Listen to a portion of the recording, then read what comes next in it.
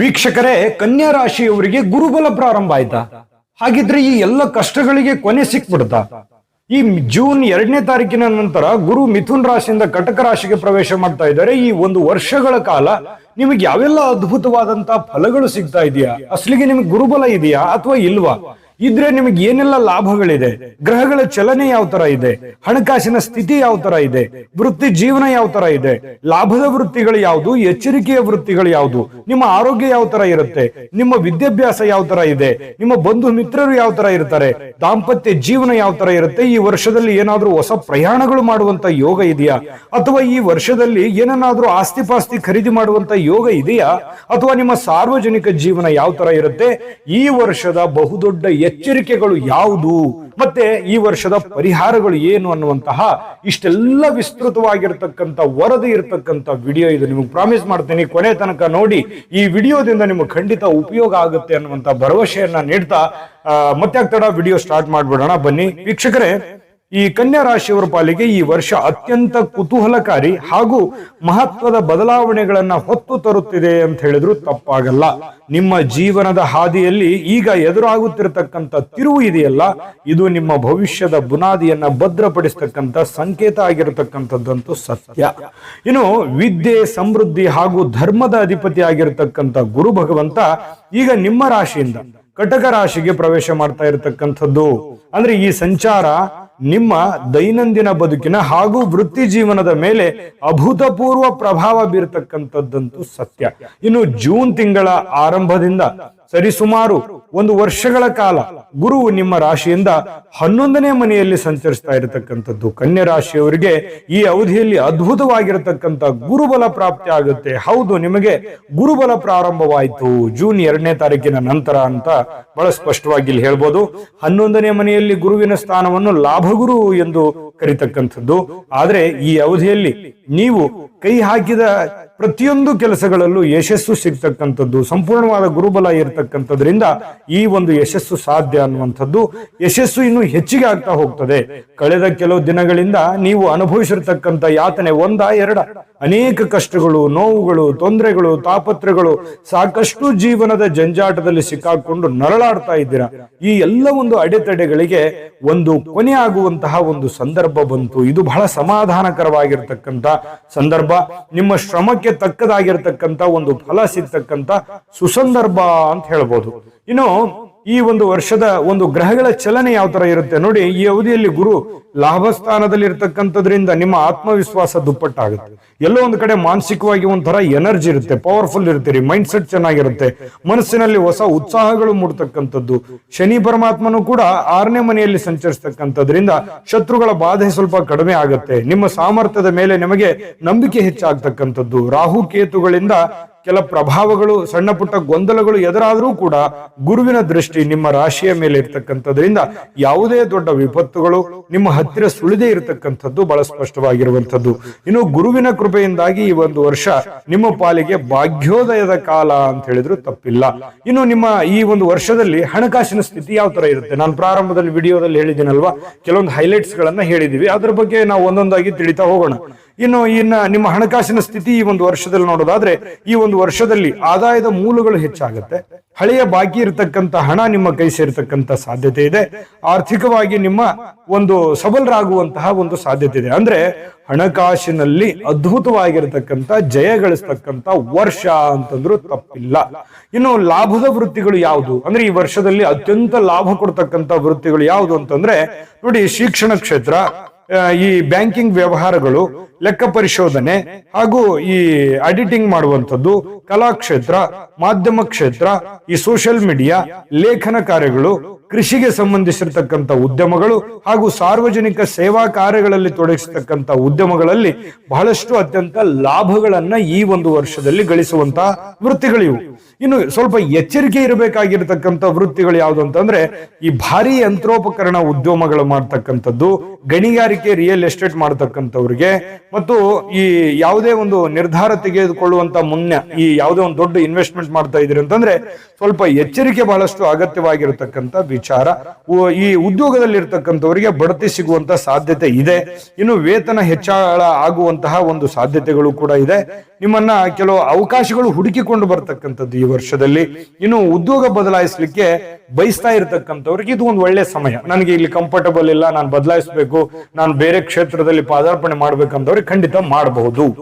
ಈ ಒಂದು ಉದ್ಯೋಗ ಕ್ಷೇತ್ರ ಈ ತರ ಇದೆ. ಇನ್ನು ಬಹಳ ವಿಶೇಷವಾಗಿ ಈ ಆರೋಗ್ಯ ಯಾವ ತರ ಇದೆ, ವಿದ್ಯಾಭ್ಯಾಸ ಯಾವ ತರ ಇದೆ, ಬಂಧು ಮಿತ್ರರು ಯಾವ ತರ ಇರ್ತಾರೆ, ದಾಂಪತ್ಯ ಜೀವನ, ಪ್ರಯಾಣ, ಈ ಒಂದು ವರ್ಷದಲ್ಲಿ ಹೊಸ ವಸ್ತು ಏನಾದ್ರೂ ಖರೀದಿ ಮಾಡೋದು, ಆಸ್ತಿಪಾಸ್ತಿ ಮಾಡೋ ಯೋಗ, ಸಾರ್ವಜನಿಕ ಜೀವನ, ಈ ವರ್ಷದ ಬಹುದೊಡ್ಡ ಎಚ್ಚರಿಕೆಗಳು ಯಾವುದು ಮತ್ತೆ ಅದ್ಭುತವಾದ ಪರಿಹಾರಗಳು ಯಾವುದು ಅನ್ನೋದ್ರ ಬಗ್ಗೆ ಈ ವಿಡಿಯೋದಲ್ಲಿ ನೀವು ಮುಂದೆ ತಿಳ್ಕೊತೀರಾ.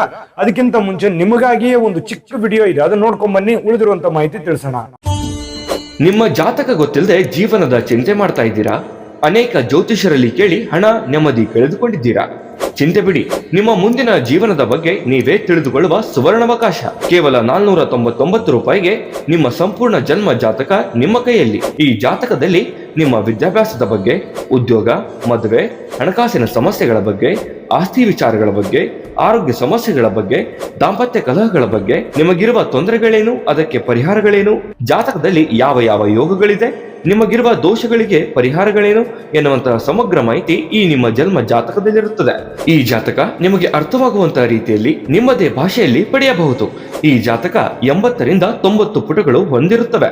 ಕೇವಲ 15 ನಿಮಿಷಗಳಲ್ಲಿ ನಿಮ್ಮ ವಾಟ್ಸ್ಆಪ್ ಸಂಖ್ಯೆಗೆ PDF ಫೈಲ್ನ ಮೂಲಕ ಕಳುಹಿಸಲಾಗುತ್ತದೆ. ಈಗಲೇ ನಿಮ್ಮ ಜನ್ಮ ಜಾತಕವನ್ನ ಪಡೆಯಲು ಹಾಗೂ ಗುರುಜಿಯವರ ಸಲಹೆಗಳನ್ನ ಪಡೆಯಲು ನಮ್ಮ ವಾಟ್ಸ್ಆಪ್ ಸಂಖ್ಯೆಗೆ ಜಾತಕ ಎಂದು ಮೆಸೇಜ್ ಮಾಡಿ ನಿಮ್ಮ ಭವಿಷ್ಯದ ಕನ್ನಡಿಯನ್ನ ಪಡೆದುಕೊಳ್ಳಿ. ಕೇವಲ 499 ರೂಪಾಯಿಗೆ ನಿಮ್ಮ ಸಂಪೂರ್ಣ ಜನ್ಮ ಜಾತಕ ನಿಮ್ಮ ಕೈಯಲ್ಲಿ.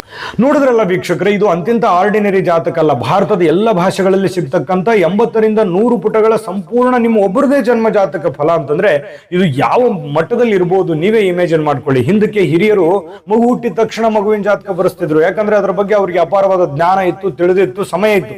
ಈಗ ಸಮಯನೂ ಇಲ್ಲ, ಯಾರಿಗೂ ತಿಳಿದು ಇಲ್ಲ. ಹಾಗಾಗಿ JB ಪ್ರೆಡಿಕ್ಷನ್ಸ್ ಅವರು ಕುಳಿತಲ್ಲಿಯೇ ಆರ್ಡರ್ ಮಾಡ್ಕೊಂಡು ತರಿಸ್ಕೊಳ್ಳೋದಕ್ಕೆ ಒಂದು ಒಳ್ಳೆ ಅವಕಾಶವನ್ನು ಮಾಡಿಕೊಟ್ಟಿದ್ದಾರೆ. ಈಗಲೇ ಇದ್ರ ಉಪಯೋಗವನ್ನ ಮಾಡ್ಕೊಳ್ಳಿ. ಬನ್ನಿ ಹಾಗಿದ್ರೆ ವಿಡಿಯೋದಲ್ಲಿ ಮುಂದುವರಿಯೋಣ. ವೀಕ್ಷಕರೇ, ಈ ಒಂದು ವರ್ಷದಲ್ಲಿ ಆರೋಗ್ಯ ಸ್ಥಿತಿ ಯಾವ ತರ ಇದೆ ಅಂತಂದ್ರೆ ನೋಡಿ, ಆರೋಗ್ಯದ ದೃಷ್ಟಿಯಿಂದ ಈ ವರ್ಷ ಪರವಾಗಿಲ್ಲ ಅನ್ನುವಷ್ಟರ ಮಟ್ಟಿಗೆ ಇದೆ. ಆದ್ರೆ ಈ ಸ್ವಲ್ಪ ಎಚ್ಚರಿಕೆ ಇರಬೇಕಾದಂತ ಅಂಶಗಳು ಯಾವ್ದು ಅಂತಂದ್ರೆ ಈ ಶೀತಕ್ಕೆ ಸಂಬಂಧಿಸಿರತಕ್ಕಂತ ತೊಂದರೆಗಳು ಅಥವಾ ಅಲರ್ಜಿಗೆ ಸಂಬಂಧಪಟ್ಟಂತ ಸಮಸ್ಯೆಗಳ ಬಗ್ಗೆ ಸ್ವಲ್ಪ ಎಚ್ಚರಿಕೆ ಇಟ್ಟುಕೊಂಡ್ರೆ ಒಳ್ಳೇದು.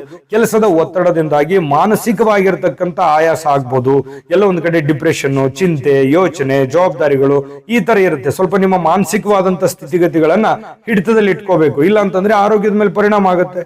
ಇದನ್ನು ನಿವಾರಿಸಲಿಕ್ಕೆ ಯೋಗ ಮಾಡುವಂಥದ್ದು, ಧ್ಯಾನ ಮಾಡುವಂಥದ್ದು, ಪ್ರತಿನಿತ್ಯ ಈ ಜೀವನದಲ್ಲಿ ಸರಿಯಾದ ಆಹಾರ ಕ್ರಮವನ್ನ ಪಾಲಿಸ್ತಕ್ಕಂಥದ್ದು ಕೂಡ ನಿಮಗೆ ದೈಹಿಕ ಶಕ್ತಿಯನ್ನು ಹೆಚ್ಚಿಸ್ತದೆ.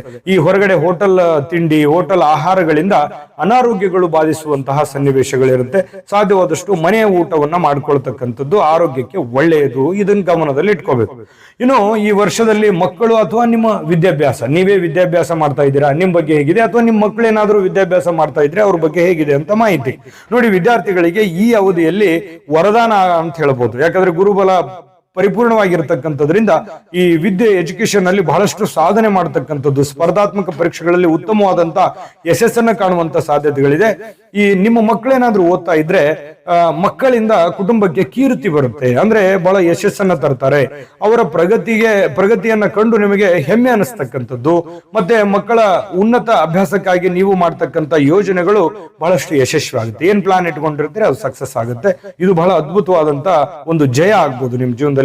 ಇನ್ನು ಬಂಧು ಮಿತ್ರರು, ನಿಮ್ಮ ಜನಸಂಪರ್ಕ ಹೇಗಿರುತ್ತೆ ಈ ವರ್ಷದಲ್ಲಿ ಅಂತಂದ್ರೆ ಈ ಸಮಾಜದಲ್ಲಿ ಪ್ರತಿಷ್ಠಿತ ವ್ಯಕ್ತಿಗಳ ಒಡನಾಟ ನಿಮಗೆ ಹೆಚ್ಚಾಗುವಂಥದ್ದು. ಇದರಿಂದ ಕೆಲವು ಪ್ರಮುಖವಾಗಿರ್ತಕ್ಕಂಥ ಕೆಲಸಗಳು ಸುಲಭವಾಗಿ ಕಾರ್ಯರೂಪಕ್ಕೆ ಬರುತ್ತವೆ. ಗೆಳೆಯರ ಸಹಕಾರದಿಂದ ಹೊಸ ಯೋಜನೆಗಳು ಪ್ರಾರಂಭಿಸಲಿಕ್ಕೆ ಹಾದಿ ಸುಗಮ ಆಗುತ್ತೆ. ಕುಟುಂಬದ ಸದಸ್ಯರ ಜೊತೆಗೆ ಸಂಬಂಧಿಸಿರತಕ್ಕಂತಹ ಕೆಲಸಗಳು ಮೊದಲಿಗಿಂತ ಹೆಚ್ಚು ಗಟ್ಟಿ ಆಗ್ತವೆ.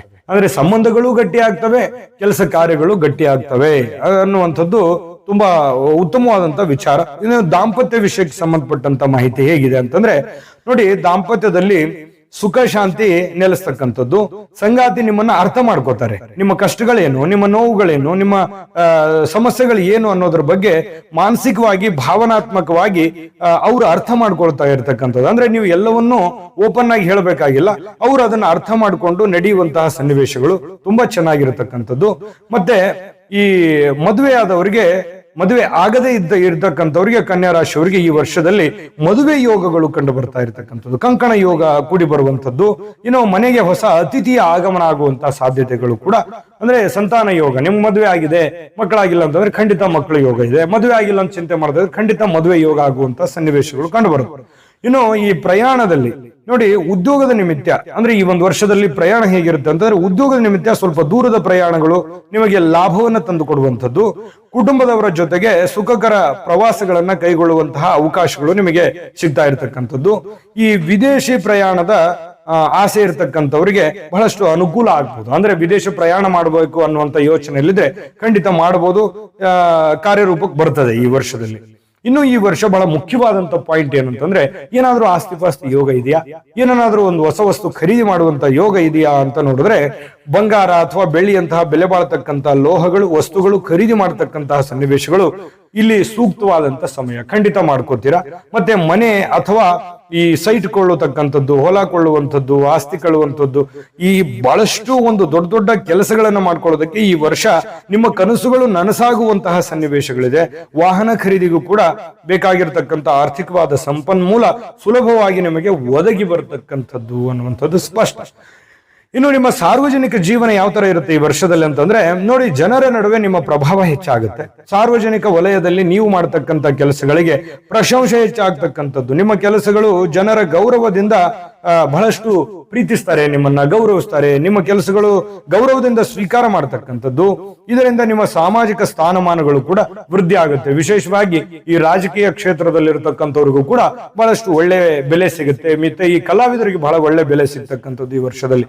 ಇನ್ನು ಈ ಒಂದು ವರ್ಷದಲ್ಲಿ 4 ಪ್ರಮುಖವಾದ ಎಚ್ಚರಿಕೆಗಳು. ಎಲ್ಲಾ ಪಾಸಿಟಿವ್ ಹೇಳಿದೀವಿ, ನೆಗೆಟಿವ್ ಇಲ್ವಾ? ನಿಮ್ಗೆ ಎಚ್ಚರಿಕೆ ಇಲ್ವಾ? ಖಂಡಿತ ಎಚ್ಚರಿಕೆ ಇದೆ. ಆ ಎಚ್ಚರಿಕೆಗಳನ್ನ ಗಮನಿಸಿದ್ರೆ ಮಾತ್ರ ಇದರಲ್ಲಿ ನೀವು ಸಕ್ಸಸ್ ಕಾಣೋದಕ್ಕೆ ಸಾಧ್ಯ ಅನ್ನುವಂಥದ್ದು ಗಮನದಲ್ಲಿ ಇಟ್ಕೋಬೇಕಾಗುತ್ತೆ. ಬನ್ನಿ ಹಾಗಿದ್ರೆ ಈ ಪ್ರಮುಖ 4 ಎಚ್ಚರಿಕೆಗಳು ಈ ವರ್ಷದಲ್ಲಿ ಯಾವುದು ಅಂತಂದ್ರೆ, ರಹಸ್ಯ ವೈರಿಗಳು ಅಂದ್ರೆ ಹಿತಶತ್ರುಗಳು, ಅಂದ್ರೆ ನಿಮ್ಮ ಯಶಸ್ಸನ್ನ ಕಂಡು ಅಸಹ್ಯ ಪಡ್ತಕ್ಕಂತ ಜನರಿಂದ ದೂರ ಇರಬೇಕು.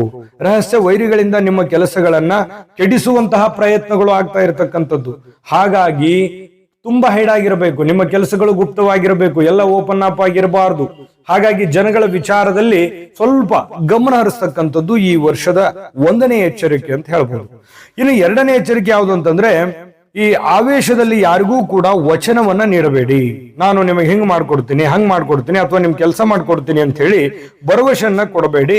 ಮುಂದೆ ಸಂಕಷ್ಟಕ್ಕೆ ಗುರಿ ಆಗುವಂತ ಸನ್ನಿವೇಶಗಳು ಇರ್ತವೆ. ಹಾಗಾಗಿ ಆತುರದಲ್ಲಿ ಯಾವುದೇ ಅಂತಹ ನಿರ್ಧಾರಗಳನ್ನ ತೆಗೆದುಕೊಳ್ಳಬಾರದು. ಇದು 2ನೇ ಎಚ್ಚರಿಕೆ. ಇನ್ನು 3ನೇ ಎಚ್ಚರಿಕೆ ಅಂತಂದ್ರೆ, ಕೌಟುಂಬಿಕ ವಿಚಾರಗಳನ್ನ ಬೇರೆಯವರ ಮುಂದೆ ಹಂಚಿಕೊಳ್ಳತಕ್ಕಂತ ಮುನ್ನ ಎಚ್ಚರಿಕೆ ಇರಬೇಕು. ಯಾಕಂದ್ರೆ ನಿಮ್ಮ ವೈಯಕ್ತಿಕ ವಿಚಾರಗಳು, ನಿಮ್ಮ ಗುಪ್ತವಾದಂತ ವಿಚಾರಗಳು, ನಿಮ್ಮ ಕುಟುಂಬದ ವಿಚಾರಗಳು, ಸದ್ಯಕ್ಕೆ ಈಗ ಏನೋ ಒಂದ್ ಸ್ವಲ್ಪ ಮಿಸ್ಅಂಡರ್ಸ್ಟ್ಯಾಂಡಿಂಗ್ ಇರ್ಬೋದು ಅವ್ರ ಮಧ್ಯೆ ನಿಮ್ಮ ಮಧ್ಯೆ, ಮುಂದೆ ಎಲ್ಲವೂ ಸರಿ ಆಗುತ್ತೆ. ಹಂಗಾದ ಮಾತ್ರಕ್ಕೆ ನೀವು ಬೇರೆಯವ್ರ ಮುಂದೆ ಎಲ್ಲವನ್ನೂ ಓಪನ್ ಅಪ್ ಆಗಿ ಮಾತಾಡಬಾರ್ದು. ಅದು ನಿಮಗೂ ಮತ್ತು ಅವರಿಗೂ ಗೌರವಕ್ಕೆ ಧಕ್ಕೆ ಆಗುವಂತ ಸನ್ನಿವೇಶಗಳಿರುತ್ತೆ. ಇದು ಒಂದು ಬಹಳ ದೊಡ್ಡ ಎಚ್ಚರಿಕೆ, ಇದನ್ನು ಗಮನದಲ್ಲಿ ಇಟ್ಕೋಬೇಕು. ಇನ್ನು 4ನೇ ಎಚ್ಚರಿಕೆ ಏನು ಅಂತಂದ್ರೆ, ದಾಖಲೆಗಳಿಗೆ ಸಹಿ ಮಾಡುವಾಗ ಅತಿ ಹೆಚ್ಚಿನ ಗಮನ ಹರಿಸಬೇಕು. ಈ ಸ್ವಲ್ಪ ಮರೆತು ಹೋಗುವಂಥದ್ದು ಅಥವಾ ಯಾವುದೇ ಫೈಲ್ ಮಿಸ್ ಆಗುವಂಥದ್ದು, ನಿಮ್ಮ ಬೆಲೆ ಬಾಳ್ತಕ್ಕಂಥ ವಸ್ತು ಮಿಸ್ ಆಗ್ಬೋದು, ಅಥವಾ ಫೈಲ್ ಮಿಸ್ ಆಗ್ಬೋದು, ಯಾರಿಗೋ ನೀವು ದುಡ್ಡು ಕೊಡ್ತಾ ಇದ್ದೀರಿ ಅಲ್ಲಿ ಸ್ವಲ್ಪ ಯಾಮಾರ್ಬೋದು. ಇದ್ರ ಬಗ್ಗೆ ಸ್ವಲ್ಪ ಗಮನ ಹರಿಸಿದ್ರೆ ಒಳ್ಳೇದು.